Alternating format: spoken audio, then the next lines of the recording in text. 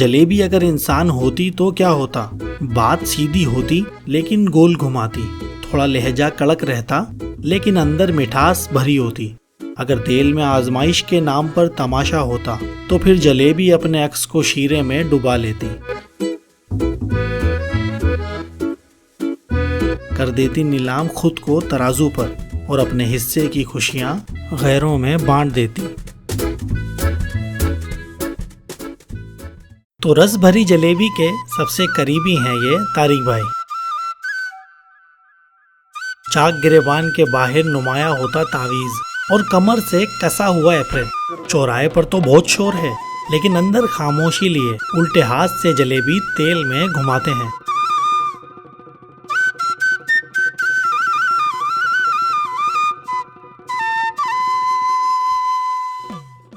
संजीदगी के हाथों दबा हुआ है मुस्कुराहट का गला, या फिर शायद मुस्कुराने का शौक ही कम है और मुसलसल 180 डिग्री इस ठेले के गिर्द घूमते।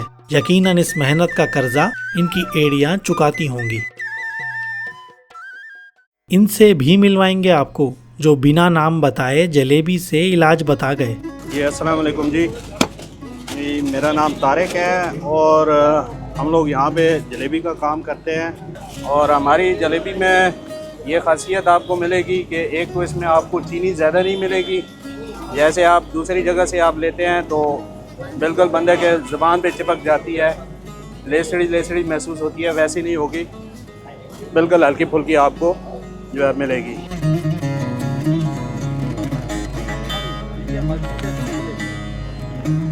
कई किरदार में उलझे हुए इस चौराहे को मैं खड़े खड़े अपनी इन दो आंखों से देख रहा था। उठती धूल जैसे इन मेहनती चेहरों को छूकर शाबाशी दे रही हो। कहीं तो बहुत सी बिखरी बातें समेटी जा रही थी चंद जलेबियों पर, और यहाँ मुसाफिरों के इंतजार में मुसाफिर खड़े थे। एक बच्चे ने दादा की गोद को झूला बनाकर जलेबी कसकर थामी थी। क्या आसान लगती है आपको फल फरोशी?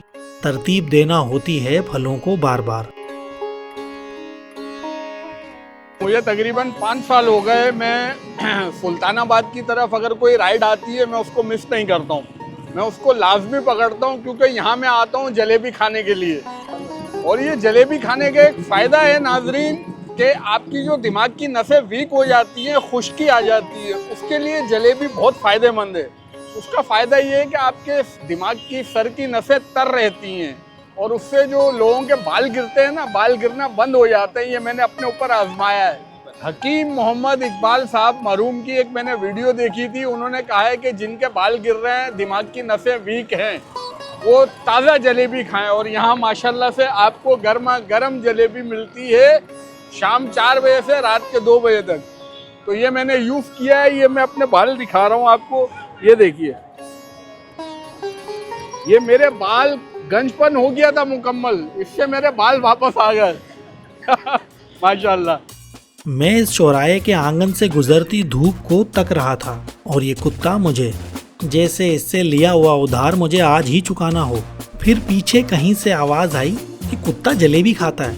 वाह, फिर क्या, हमने जलेबी आगे बढ़ाई, ये तो लपक लिए। फिर तो एक के बाद एक बंदे ने इस कुत्ते को जलेबी खिलाई और ये बिना शुगर के डर खाते रहे। खामोश किरदार की इस मीठी जलेबी की कहानी में अगर अल्फाज चाशनी में ठीक से डूबे हों तो दबा दीजिए अंगूठा। अपने एरिया के मशहूर जलेबी वाले का नाम बताइए।